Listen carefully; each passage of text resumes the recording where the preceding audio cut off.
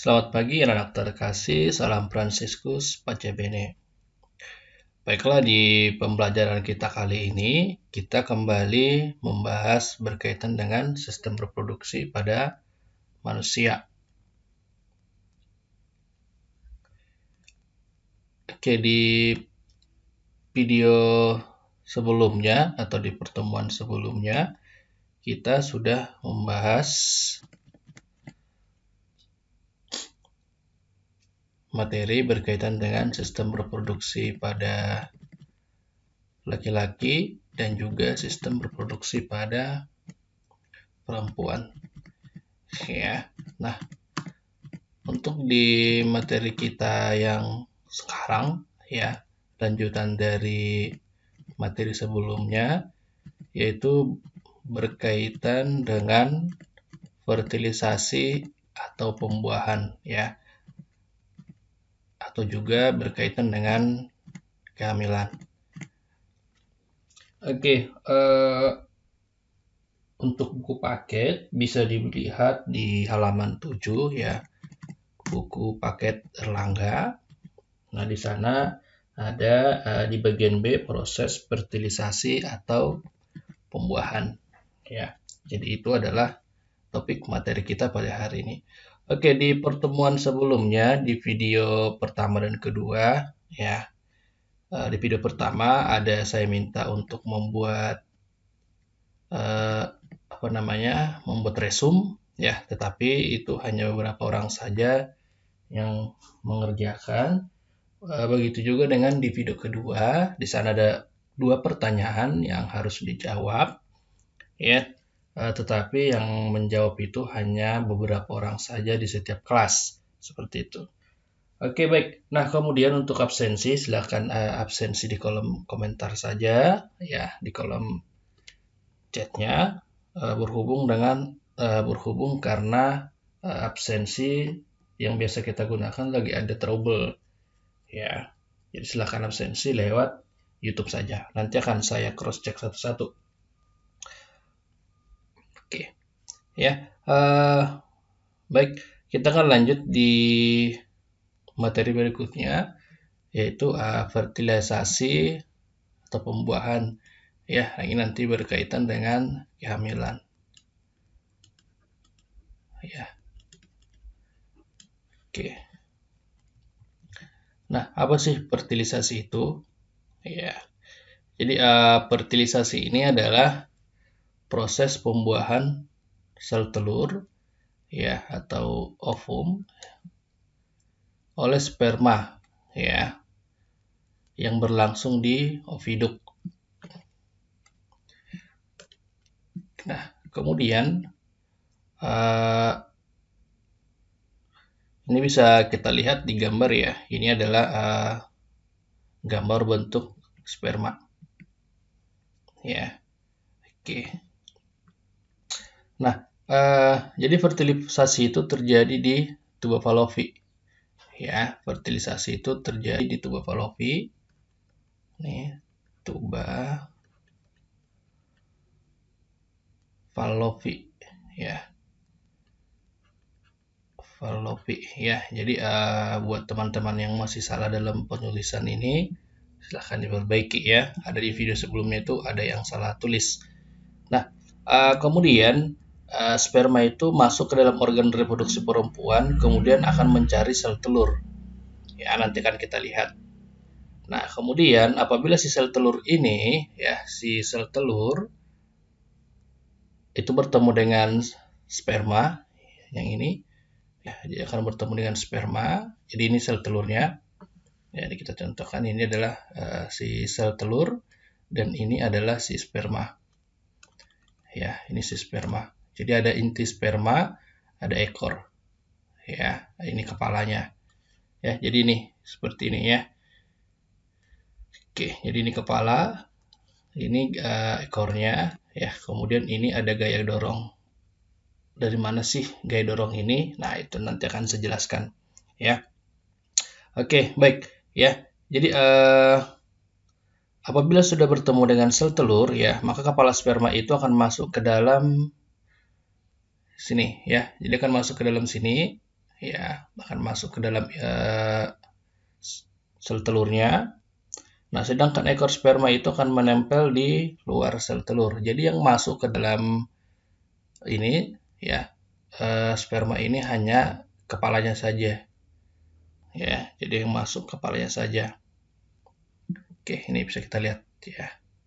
Jadi ini nanti inti sperma ya bertemu dengan inti ovum. Jadi peleburan Jadi terjadilah peleburan antara inti sperma dan inti ovum. Oke, seperti ini. Ya, jadi gambar ini bisa dilihat di buku halaman 7. Ya. Nah, ini sperma itu dapat bergerak menuju ovum, yaitu dengan menggunakan flagella. Ya, jadi ini namanya ada flagella, ya. Ada flagella, namanya flagella. Ya. Jadi flagella ini gerakannya memutar seperti baling-baling untuk mendorong tubuhnya. Nah, ini ya. Jadi kenapa si sperma ini bisa bergerak menuju si sel telur ini? Itu karena adanya flagella atau gaya dorong. Ya, sehingga dia bisa bertemu dengan si sel telur di oviduk atau tuba Fallopi. Nah, oke. Jadi kemudian ada pertanyaan, bagaimana sih kok si sel sperma ini bisa mengetahui atau menemukan si sel telur ini? Ya, jadi sperma itu dapat menemukan ovum, ya menemukan ovum itu karena ovum menghasilkan senyawa kimia berupa progesteron, ya. Jadi berupa progesteron dan juga adanya sensor panas. Ya, progesteron, ya, dan juga ada sensor panas, ya, adanya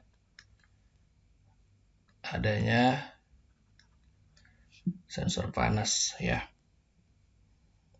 adanya sensor panas.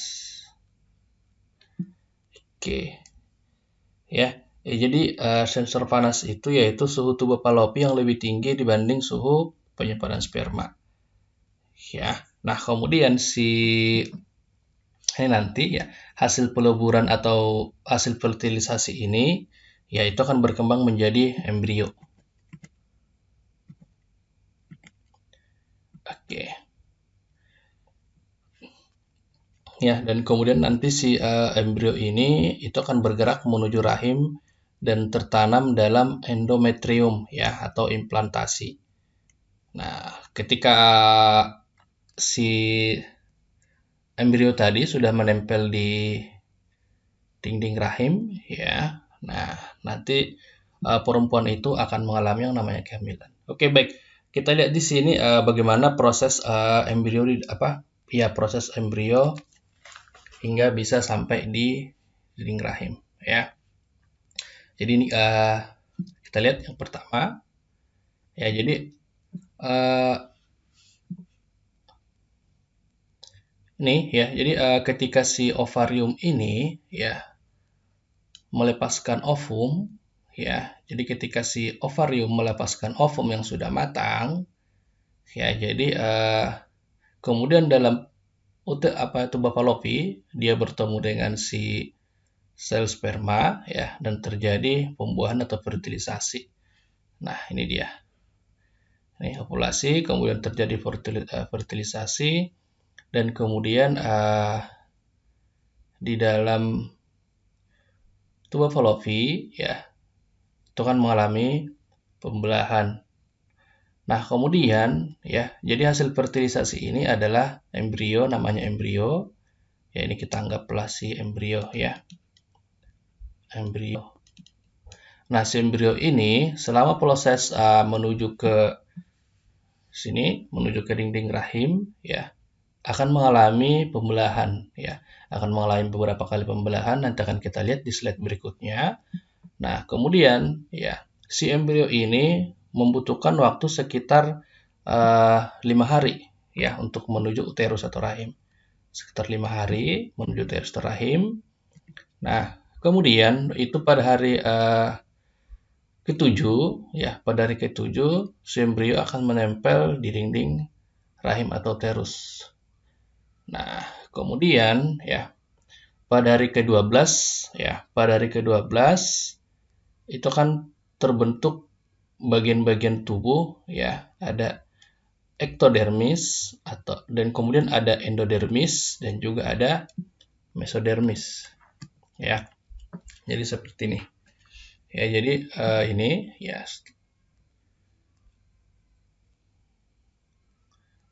ya di dalam uterus, ya sini dia menempel si embrio tadi, ya. Nah, selama proses menuju uterus ini, ya si zigot ini ya itu akan mengalami beberapa kali pembelahan, ya. Oke, kemudian kita lihat. Nah, ini dia yang tadi, ya. Oke, nah ini dia ya untuk lanjutannya. Ya, ini mengulang yang tadi, ya. Jadi ini ovarium, ya. Kemudian dia melepaskan satu ovum. Nah, kemudian di dalam oviduk ini atau dalam tubuh Fallopi terjadi fertilisasi, peluburan antara inti sperma dan ovum. Nah, kemudian hasil dari fertilisasi itu atau hasil dari pembuahan itu menghasilkan zigot. Nah, ini. Nah, kemudian itu zigot akan berkembang menjadi embrio, ya, akan berkembang menjadi embrio. Nah, proses perkembangan ini melalui beberapa kali pembelahan, ya. Nah, ini dia, ya. Zigot membelah menjadi 2 sel, kemudian menjadi 8 sel. Nah, kemudian menjadi embrio. Nah, kemudian si embrio ini menempel pada dinding uterus. Ya. Nah, kemudian si embrio ini menggerak menuju rahim dan tertanam dalam endometrium, ya, tertanam dalam endometrium atau yang disebut juga sebagai implantasi, ya. Yang disebut juga sebagai implantasi. Nih, sebagai implantasi. Oke, ini. Implantasi. Oke, seperti itu, ya. Itu bisa kalian lihat di buku halaman 9, ya. Ini bisa kalian lihat di buku paketmu, ya, halaman 9. Oke. Nah, kemudian ya di awal slide tadi itu, ya, ada kita bahas mengenai ektodermis, mesodermis dan juga endodermis, ya. Nah, kita akan lihat apa sih ektodermis ini, apa sih endodermis ini, dan juga apa sih mesodermis. Oke, ya. Jadi tadi saya sampaikan bahwasanya setelah hari ke-12 itu akan terbentuk ektodermis, kemudian endodermis dan juga mesodermis. Ini, ya. Ini dia.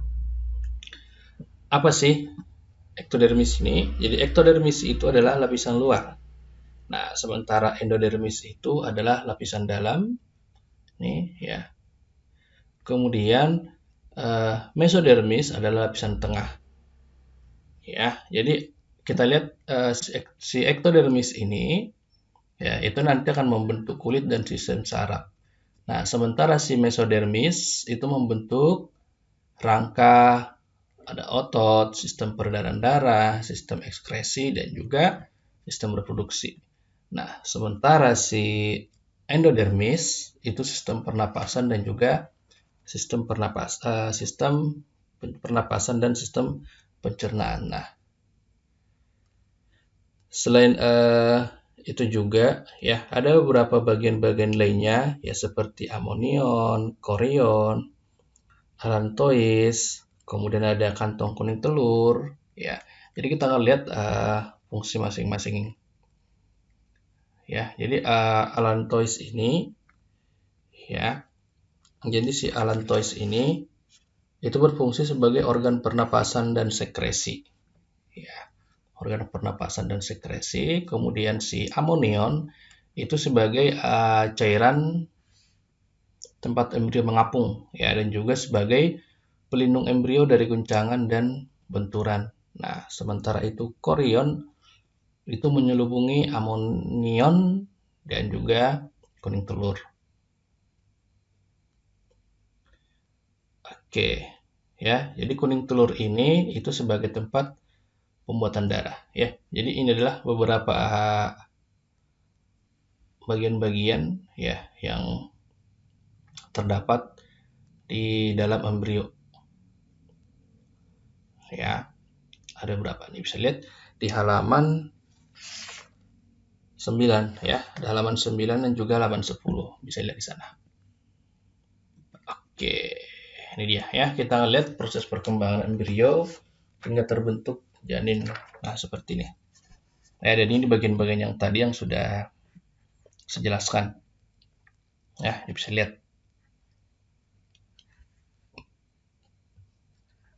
Ya, jadi ini pada minggu mana ya ini. Ini minggu keempat ya. Minggu keempat, kemudian ini pada minggu ketujuh ya, ini pada minggu ketujuh, kemudian yang C ini minggu ke-13 ya. Jadi ini proses perkembangan embrio hingga terbentuk menjadi janin dalam uterus.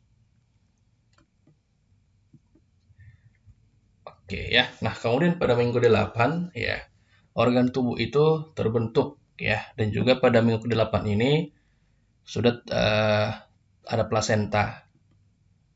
Ya, jadi si plasenta ini berperan dalam pertukaran gas, makanan, zat sisa antara ibu dan janin. Ya, jadi di video sebelumnya juga ya ada saya tanyakan apa sih fungsi plasenta. Ya, jadi fungsi plasenta itu ya dia berperan dalam pertukaran gas, kemudian makanan, zat sisa antara ibu dan janin. Ya. Nah, oke ya. Nah, kemudian ya setelah terbentuk organ keseluruhan, ya setelah terbentuk organ keseluruhan, jadi si embrio itu nanti akan dikenal sebutannya adalah janin atau fetus ya. Ini janin atau fetus itu nama lainnya. Oke, nah kemudian di buku paketmu halaman 10 ya, di halaman 10. Nah, di sana bisa kamu lihat bagaimana proses perkembangan janin ya. Jadi pada minggu ke-6, ke-8 dan seterusnya. Nah, di sana ada penjelasannya. Oke, nah kemudian penjelasan tambahannya ya. Jadi perkembangan embrio di dalam rahim itu ya. Jadi perkembangan embrio dalam rahim itu dibagi menjadi beberapa periode trimester. Ya, trimester artinya setiap bulan. Ya, setiap 3 bulan. Trimester ya. Ini trimester ini artinya adalah setiap 3 bulan. Nah, setiap 3 bulan itu ada perkembangan yang diamati.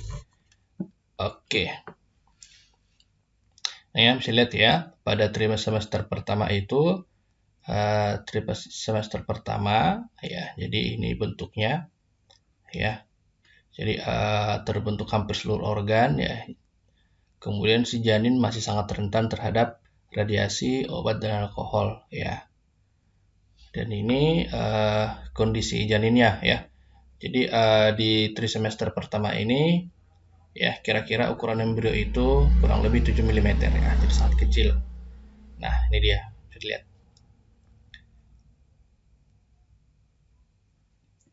Kemudian di periode perkembangan untuk trimester kedua. Ya, nah untuk yang bagian A ini ya kita bisa lihat ini bagian A. Yaitu janin sudah berukuran sekitar 19 cm ya, beratnya sudah setengah kilo. ya. Jadi si janin ini juga sudah terlihat seperti bayi. Nah, kemudian ya di semester kedua ini itu perkembangan utama janin yaitu pembesaran ukuran janin dan perbaikan struktur menjadi lebih detail. Nah, kemudian tidak ada perkembangan mendasar seperti pada trimester pertama.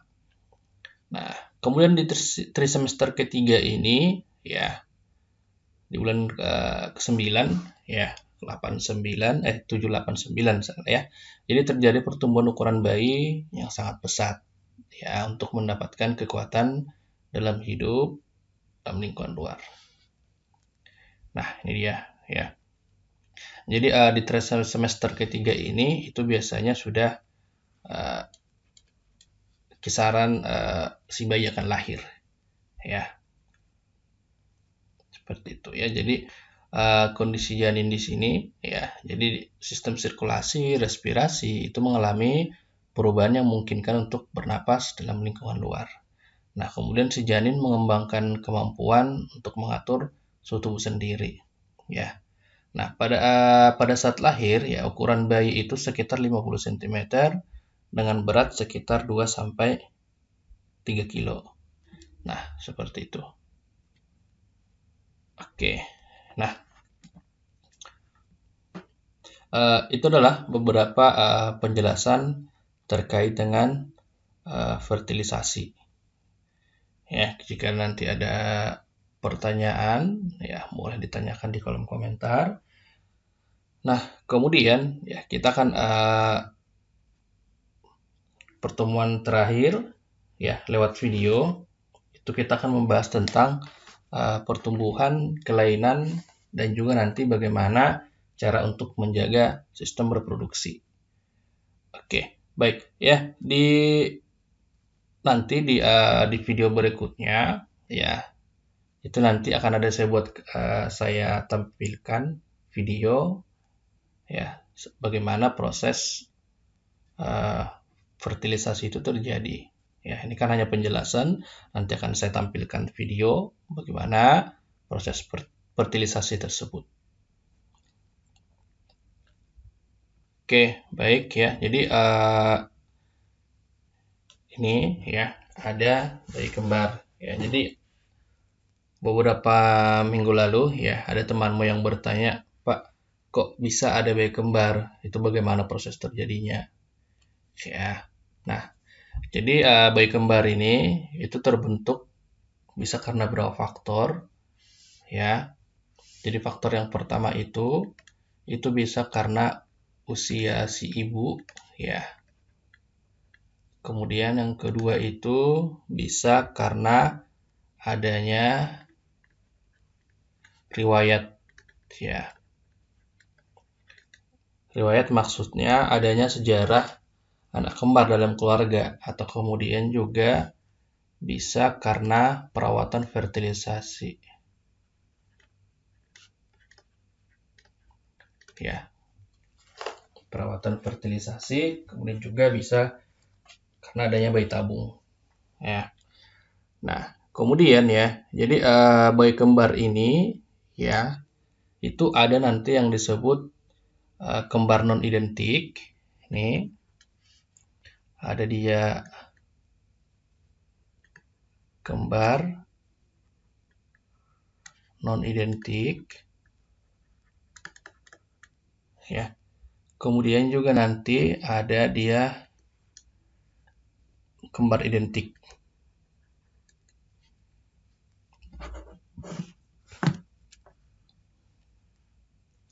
Ya, ada kembar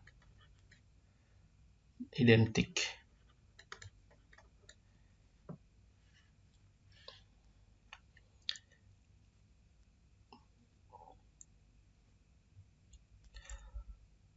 Oke, jadi si kembar non identik ini ya. Jadi si kembar non identik ini ya, itu biasa disebut juga dengan kembar fraternal ya. Disebut juga dengan kembar fraternal ya. kembar digigotik atau 2 jigot atau non-identik. Ya, jadi proses terjadinya si kembar non-identik ini adalah yang ini. Ya, itu proses terjadinya. Oke, kita ganti pen.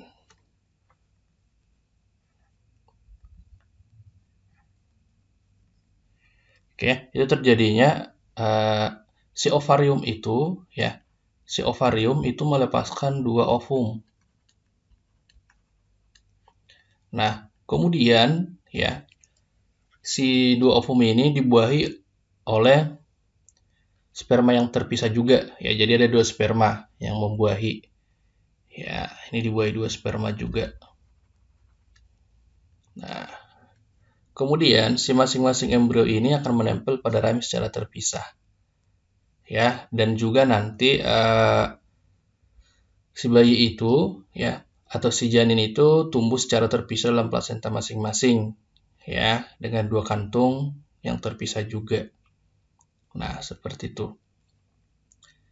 Ya, jadi si kembar parental ini atau non-identik ini bisa memiliki jenis kelamin yang sama atau juga berbeda ya, dan gen mereka berbeda seperti pada adik kakak lainnya ya. Jadi ini bisa sama jenis kelaminnya atau juga bisa berbeda. Oke, seperti itu. Nah, kemudian adalah yang kedua itu adalah yang kembar identik. Ya. Jadi si kembar identik ini terjadi ya. Oke, jadi si kembar identik ini terjadi ya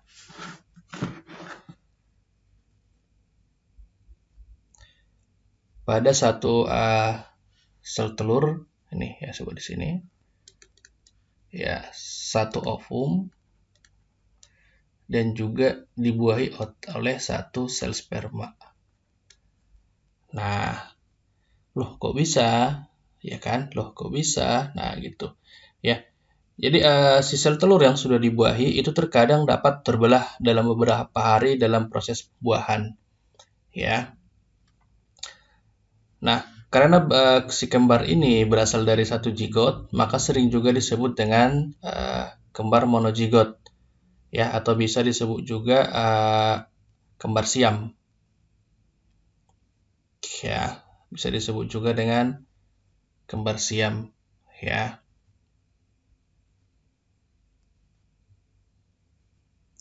Nah, si yang identik ini juga itu biasanya jenis kelaminnya itu sama. Ya, berbeda tadi dengan yang si non identik ya. Nah,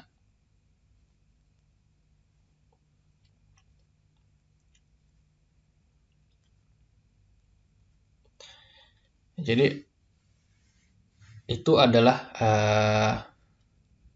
penjelasan sedikit ya berkaitan dengan si bayi kembar. Ya.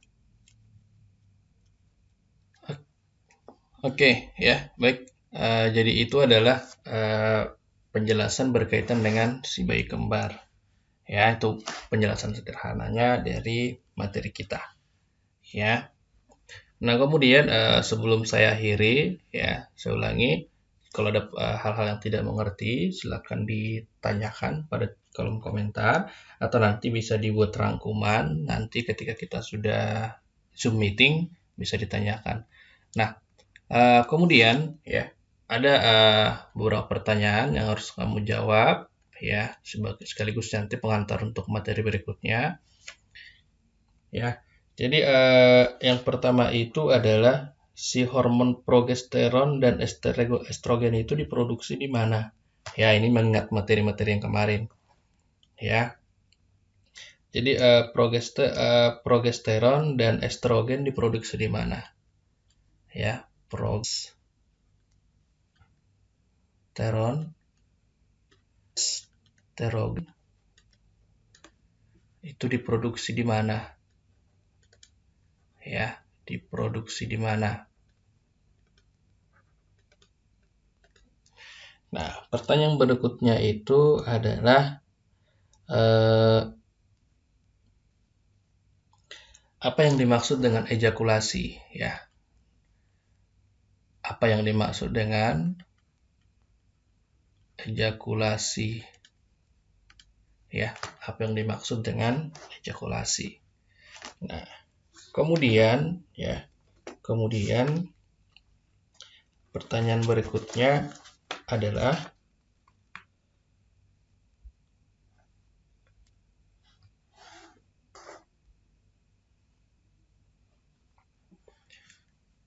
pada usia berapa, ya? Pada usia berapa perempuan mengalami haid, ya, dan laki-laki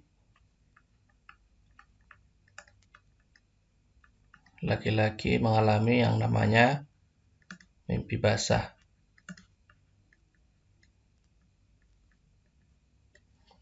Oke, kemudian pertanyaan yang keempat, ya. Pertanyaan yang keempat itu menurut kamu, ya. Jadi menurut kamu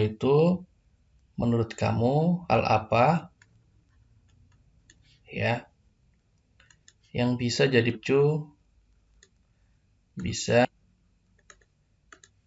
pemicu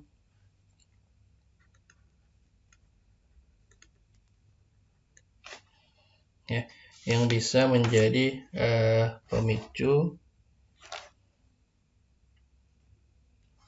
kelainan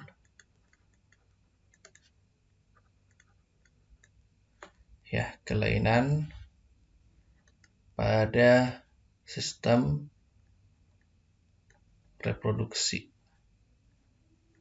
ya, reproduksi, baik itu untuk laki-laki dan juga perempuan, ya. Nah, jadi ada 4 pertanyaan, jadi silakan 4 pertanyaan ini kamu jawab di kolom komentar.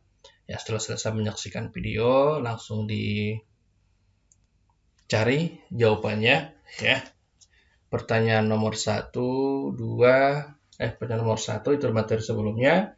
Pertanyaan nomor 2, 3, dan 4, ya ini nanti yang akan sebagai pemahaman awal untuk materi yang selanjutnya. Oke, baik. Demikian yang dapat saya sampaikan. Mohon maaf jika ada salah kata ataupun ada penjelasan yang kurang jelas. Ya, nanti boleh ditanyakan di pertemuan sebelumnya atau ditanyakan di chat komentar. Ya, nanti akan saya coba jawab di video berikutnya atau nanti di pertemuan setelah kita jumpa. Selamat pagi, selamat belajar. Salam Fransiskus, Pace Bene.